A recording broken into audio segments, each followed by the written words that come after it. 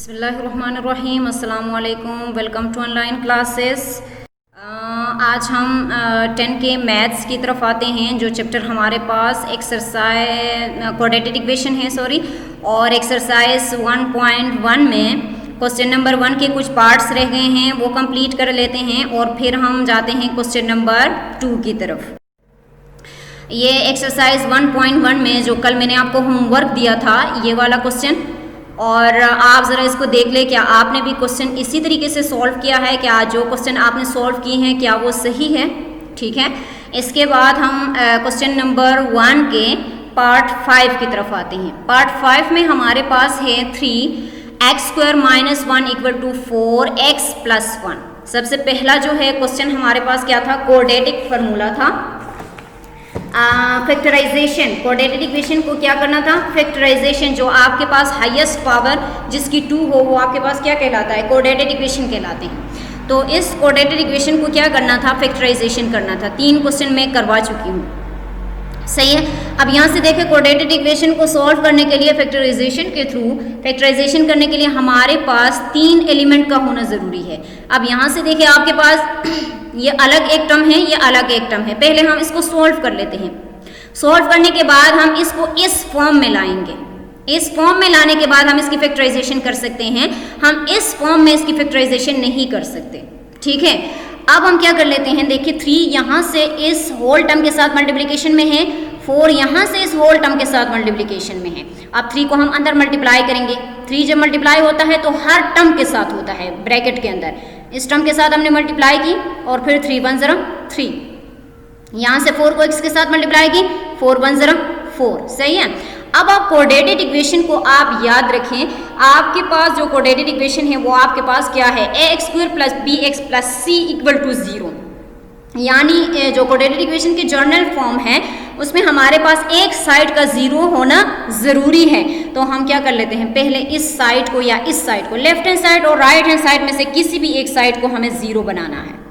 ये ज़रूरी नहीं है कि पहले हम कांस्टेंट को ख़त्म करेंगे फिर इसकी तरफ आएंगे, ये ज़रूरी नहीं है। आपकी मर्ज़ी है, आप पहले 4x को ख़त्म करें, आपकी मर्ज़ी है आप पहले कांस्टेंट को ख़त्म करें, ठीक है। हम पहले कांस्टेंट को ख़त्म करना चाह रहे हैं।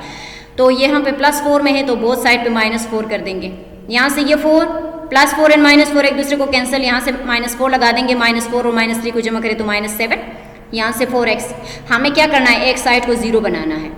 अब इन दोनों को तो हमने जमा कर लिया तो -7 तो आ गई, लेकिन ये साइड अभी भी 0 नहीं है, हम इसको 0 बनाना चाह रहे हैं ना। तो -4x बोथ साइड पे करेंगे, क्योंकि ये प्लस में है। अगर ये माइनस में होता तो हम एडिंग कर लेते, ठीक है ना। अब ये प्लस में है तो हम माइनस कर लेंगे बोथ साइड। तो हमने बोथ साइड पे इसको माइनस किया, तो यहाँ से देखिए पहले हाईएस्ट पावर वाले, इसके बाद मैंने लीनियर को रख दिया, सही, और कांस्टेंट को लास्ट में, क्योंकि जनरल फॉर्म भी इसी तरह से ax² + bx + c = 0 है, ठीक है। यहाँ से आपके पास 0 बन गए। अब देखिए हमने इसको क्या कर दिया, हमने 3 फॉर्म में इसको कन्वर्ट कर दिया, इस फॉर्म में लेकर आए हैं। अब इस फॉर्म में हम इसकी फैक्टराइजेशन कर सकते हैं। फैक्टराइजेशन करने के लिए सबसे पहला स्टेप जो मैंने आपको बताया था वो क्या है? फर्स्ट टर्म को एज इट इज रखें, लास्ट टर्म को एज इट इज रखें, सही। सेकेंड स्टेप क्या है? लास्ट वाले टर्म को फर्स्ट वाले टर्म के कोफिशिएंट के साथ मल्टीप्लाई करें। हमने यहाँ से मल्टीप्लाई किया, 7 3 ज़रा क्या आता है? 21 आता है।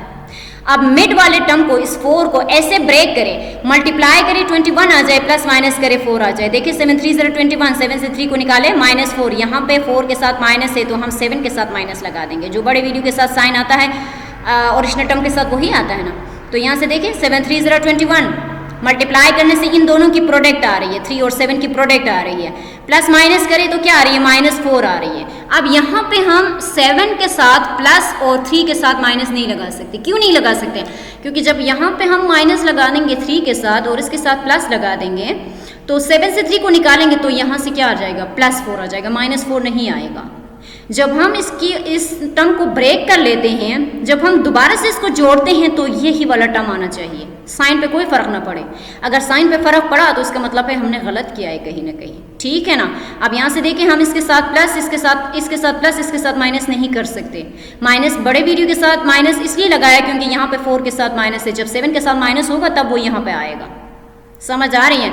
अब देखिए 4 टर्म्स बन गए हमारे पास। जब 4 टर्म्स बन गए तो इन दोनों की पेयर बना दे, इन दोनों की पेयर बना दे।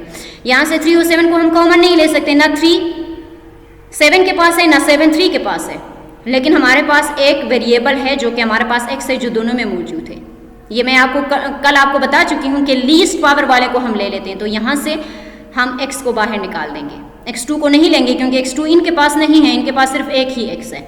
सही, यहाँ से हमने x को बाहर निकाल दिया। जब x को बाहर निकाल दिया तो यहाँ पे 2x थे तो 3x, 1x रह गया। यहाँ से एक ही x था जो बाहर चला गया, ये 7 रह गया। और ये भी मैं कल आपको बता चुकी हूँ, जब दो चीज़ों में कोई चीज़ भी कॉमन ना हो तो 1 क्या होता है, मस्ट कॉमन होता है दोनों में। ठीक है, तो यहाँ से हम 1 को कॉमन ले लेंगे, तो यहाँ से 3x - 7 इन दोनों का सेम होना ज़रूरी है। अब ये दोनों सेम हैं तो इन दोनों में से हमने 1 को रखा। सही, यहाँ से x को उठाएं, यहाँ से 1 को इक्वल टू 0। सही है, अब यहाँ से इसको भी 0 के इक्वल लेंगे, इसको भी 0 के इक्वल लेंगे।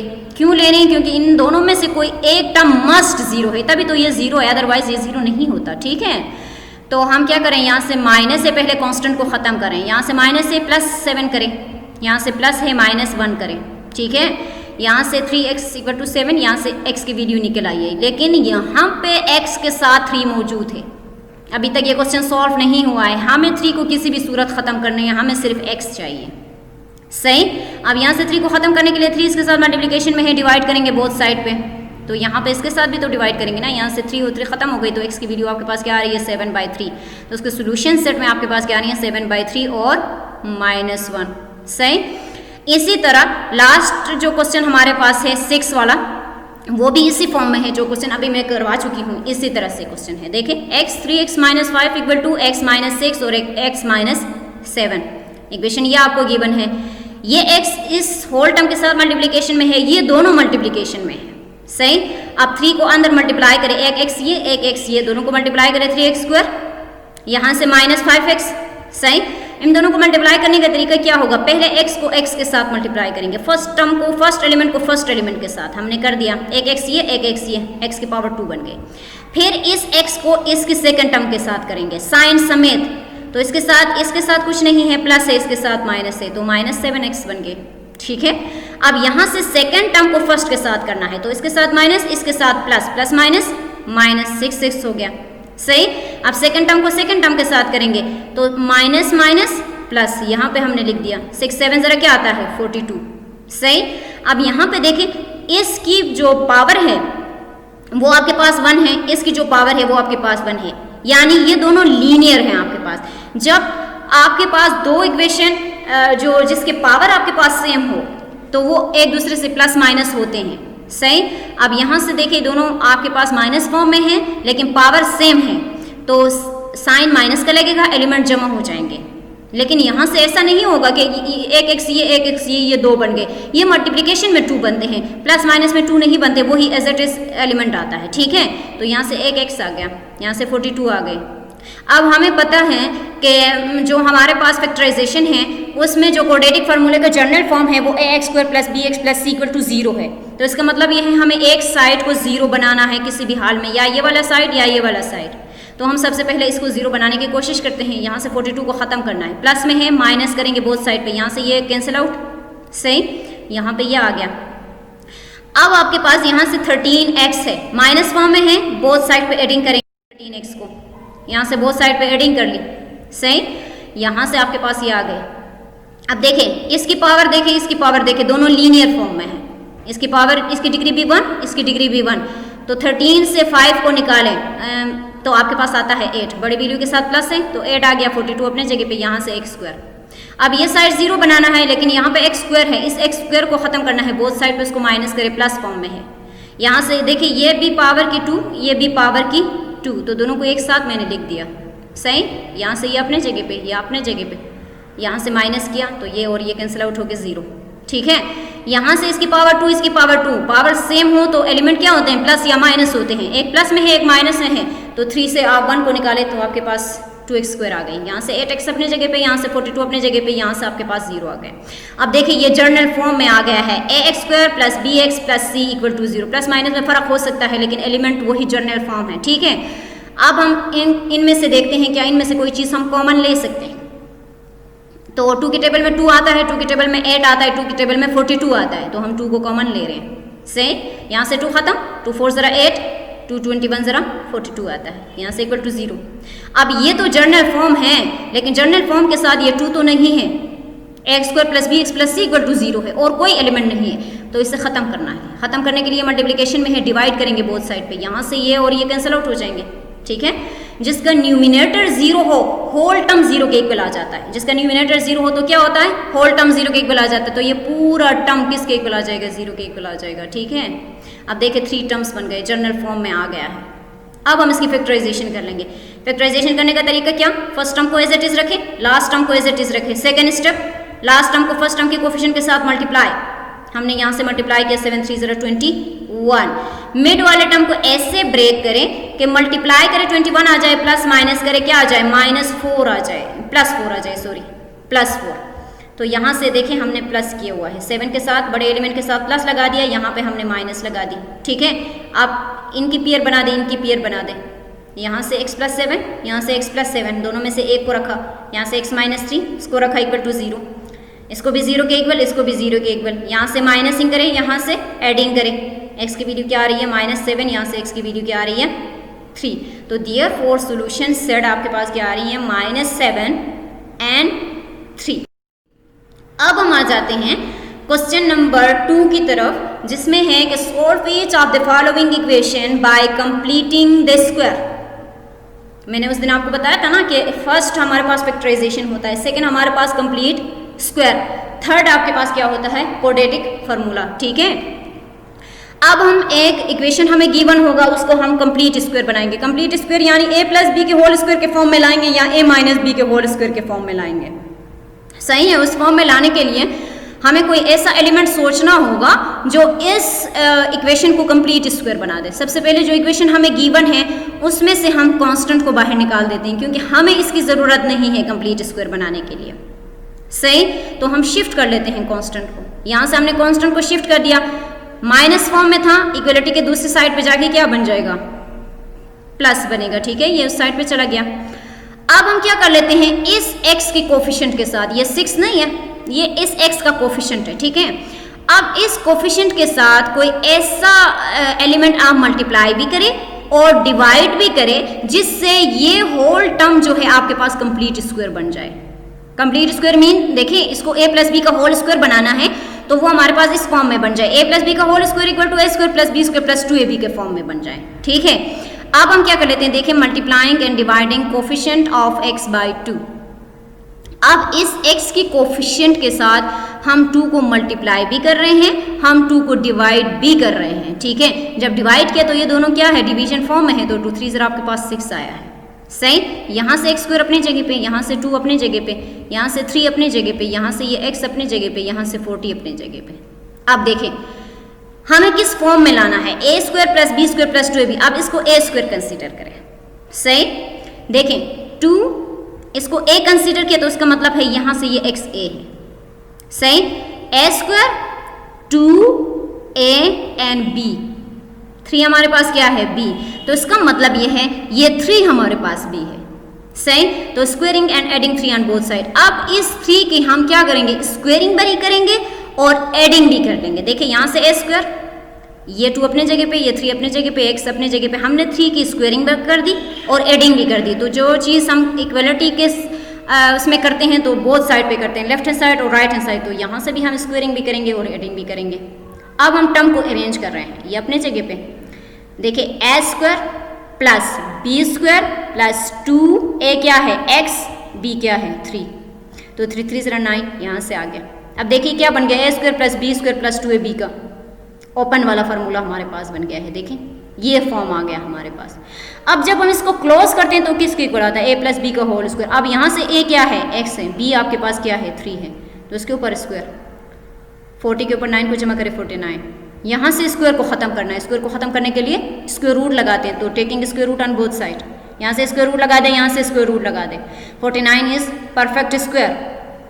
परफेक्ट स्क्वायर कौन सा एलिमेंट होता है, जो सेम एलिमेंट को मल्टीप्लाई करने से जिनका प्रोडक्ट आता है वो उसका परफेक्ट स्क्वायर कहलाता है। 7 7 ज़रा 49, तो 7 के ऊपर हम स्क्वायर ले सकते हैं ना, तो यहाँ से ये स्क्वायर रूट के साथ खत्म, यहाँ से ये 2 स्क्वायर रूट के साथ खत्म, ठीक है। आपके पास क्या बन गया, इससे x + 3 = +-7। ये प्लस माइनस हम स्क्वायर रूट के लिए लगा रहे हैं, ये आपको पता होगा कि हम क्यों लगा रहे हैं, ठीक है।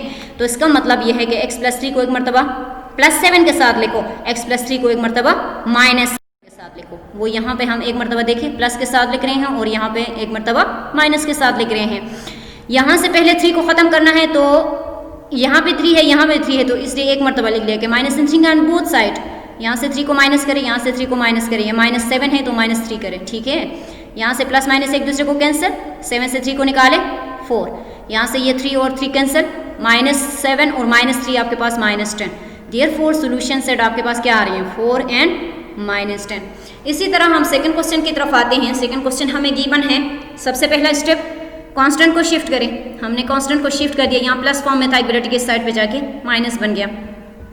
अब इस टर्म के साथ 10 के कोफिशिएंट के साथ, x के कोफिशिएंट के साथ कोई ऐसा टर्म मल्टीप्लाई और डिवाइड करना है जिससे ये कंप्लीट स्क्वायर बने। हम खुद से नहीं लगा सकते।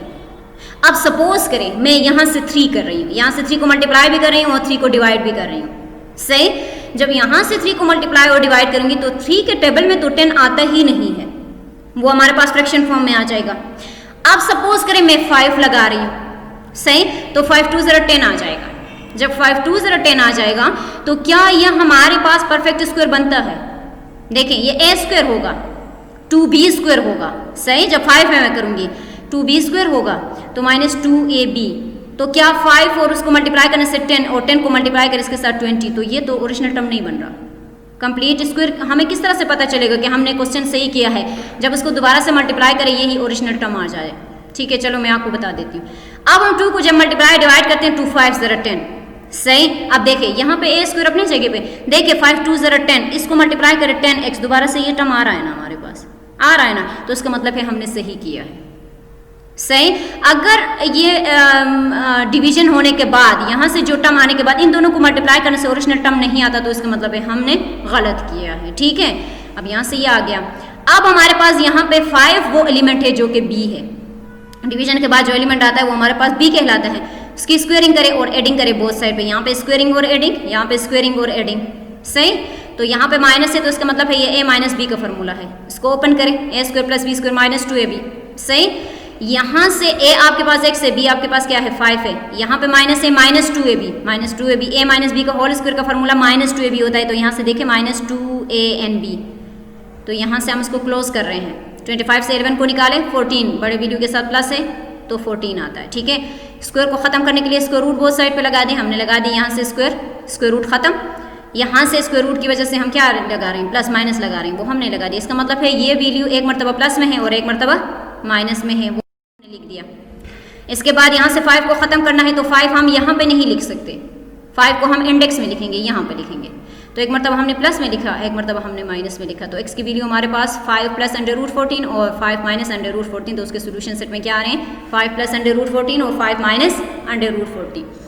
इसी तरह हम क्वेश्चन नंबर 3 की तरफ आते हैं, जो हमारे पास 4x² प्लस 12x = 0 है। गिवन इक्वेशन है हमारे पास। अब यहाँ से देखें, पहले तो ये कि जब कांस्टेंट होता था हम कांस्टेंट को शिफ्ट करते थे कंप्लीट स्क्वायर बनाने के लिए। अब हमारे पास यहाँ पे कोई एलिमेंट नहीं है, कोई कांस्टेंट नहीं है जिसको हम शिफ्ट कर सकें। अगर नहीं है तो छोड़ दें आप, फिर आप क्या शिफ्ट करेंगे, कुछ भी शिफ्ट नहीं कर सकते। अब हम इसको देखते हैं कि 4x² प्लस 12x है। यहाँ पे हमारे पास जर्नल फॉर्म में जो हमारे पास जो फार्मूला है कंप्लीट स्क्वायर का, यानी a प्लस b का whole square a² plus b square plus 2ab है, a स्क्वायर है वो ऑलरेडी मौजूद है। देखिए x स्क्वायर है, कोफिशिएंट 1 से बड़ा नहीं होना चाहिए। अब यहाँ पे कोफिशिएंट क्या है 4 है, 1 से बड़ा क्यों नहीं होना चाहिए, क्योंकि हमारे पास जो फार्मूला है वो a² plus b square plus 2ab है। a के साथ कोफिशिएंट क्या है 1 है, तो यहाँ से यहाँ x स्क्वायर के कोफिशिएंट 1 से बड़ा नहीं होना चाहिए। अगर 1 से बड़ा होगा तो हम उसको डिवाइड करके ख़त्म कर देंगे। अब यहाँ से हम 4 को ख़त्म करें, क्योंकि हमें जर्नल फॉर्म में a² plus b square plus 2ab है। a के साथ कोई बड़ा एलिमेंट नहीं है सिवाय 1 के, तो हम इसको 1 बनाना चाह रहे हैं। 1 बनाने के लिए हम 4 को क्या करेंगे, डिवाइड करेंगे होल टर्म के साथ, इक्वलिटी के इस साइड पे भी, ठीक है। यहाँ से 4 और 4 कैंसिल, यहाँ पे कोफिशिएंट 1 के फॉर्म में आ गया, सही। यहाँ से 3x, यहाँ से जिसका न्यूमिनेटर 0 हो होल टर्म को 0 बना देता है, यहाँ से ये 0। अब कोई ऐसा एलिमेंट हमें ढूंढना है जिससे ये टर्म हमारे पास परफेक्ट स्क्वायर बन जाए, तो multiplying and dividing coefficient of x by 2। अब यहाँ से 2 को मल्टीप्लाई भी किया, 2 को यहाँ से डिवाइड भी किया, सही। अब देखें 3/2 वो एलिमेंट है, जब हम यहाँ से 2 और 2 को कैंसिल करते हैं, देखें 3x वही टर्म बन रहा है, तो इसका मतलब है हम जो क्वेश्चन कर रहे हैं वो हम सही कर रहे हैं, सही। अब इस 3/2 को हम क्या करेंगे, एडिंग भी करेंगे और स्क्वायर भी कर लेंगे। तो यहाँ से हमने एडिंग भी की, स्क्वायर भी की, यहाँ से भी एडिंग की, स्क्वायर की, सही। अब देखें A square plus B square plus 2ab open form में आ गया हमारे पास। अब इसको क्लोज कर रहे हैं, क्लोज इस फॉर्म में होगा, तो यहाँ से a आपके पास x है, b आपके पास 3/2 है, वो क्लोज फॉर्म में कर दिया, सही। और यहाँ से देखें 3 3 0 9 और 2 2 0 4, 9 भी परफेक्ट स्क्वायर, 4 भी परफेक्ट स्क्वायर। पहले यहाँ से स्क्वायर को हम खत्म करेंगे। स्क्वायर को खत्म करने के लिए taking square root on both side, यहाँ से स्क्वायर रूट ले लें, इसके ऊपर भी इसके ऊपर भी। तो जो एलिमेंट हमारे पास फ्रैक्शन फॉर्म में हो तो ये स्क्वायर रूट दोनों के ऊपर अप्लाई होगा। अब देखें 3 परफेक्ट स्क्वायर है, 3 3 0 9 आता है, इसके ऊपर स्क्वायर लेके अलग से अप्लाई किया। 4 परफेक्ट स्क्वायर है, 2 2 0 4, इसके ऊपर मैंने अलग से अप्लाई किया। यहाँ से स्क्वायर स्क्वायर रूट खत्म, यहाँ से स्क्वायर रूट खत्म, यहाँ से स्क्वायर रूट खत्म। अब यहाँ पे क्या रह गया, x plus 3/2 equal to plus minus square root के लिए हम लगा रहे हैं 3/2। इसका मतलब ये है इस टर्म को एक मरतबा प्लस 3/2 के साथ लिखें और एक मरतबा माइनस 3/2 के साथ लिखें। हमने एक मरतबा प्लस 3/2 के साथ और एक मरतबा माइनस 3/2 के साथ लिख लिया, सही। अब इसको खत्म करना है। इसको खत्म करने के लिए बोथ साइड पे माइनस 3/2 लगा देंगे। देखो यहाँ से माइनस 3/2 लगा दिया, यहाँ पे माइनस 3/2 लगा दिया, यहाँ पे माइनस 3/2 लगा दिया, यहाँ से माइनस 3/2 लगा दिया। यहाँ से plus minus cancel, plus minus cancel, यहाँ से प्लस माइनस कैंसिल, ये दोनों माइनस फॉर्म में है तो हमने उसको एज इट इज उतार दिया। यहाँ से तो ऑलरेडी आपके पास 0 आया, सही। x की वैल्यू क्या आई है 0। अब यहाँ से दोनों माइनस फॉर्म में है, जब एलिमेंट फ्रैक्शन में हो, बीच में प्लस या माइनस हो तो हम क्या लेते हैं, एलसीएम लेते हैं, टेकिंग एलसीएम। यहाँ से एलसीएम लेंगे तो डिनोमिनेटर दोनों का सेम है, हमारे पास 2, सही। फर्स्ट टर्म को उठाए, 2 को मल्टीप्लाई करें, जो एलसीएम आए, यहाँ से 2 और 2 कैंसिल आउट, आपके पास -3, ये माइनस अपने जगह पे। यहाँ से भी 3/2 है, 2 को मल्टीप्लाई करें, 2 और 2 कैंसिल, यहाँ से -3। जब किसी दो एलिमेंट के बीच में माइनस आता है तो एलिमेंट जमा हो जाते हैं, साइन माइनस का लगता है, -6 डिवाइडेड बाई 2। 2 के टेबल में 3 में 6 आता है तो हम यहाँ से 3 को निकाल लेते हैं, तो x की वैल्यू क्या आ रही है -3। Therefore solution set is -3। तो इसकी सॉल्यूशन सेट आपके पास कंप्लीट स्क्वायर बनाने के बाद क्या आ रही है 0 and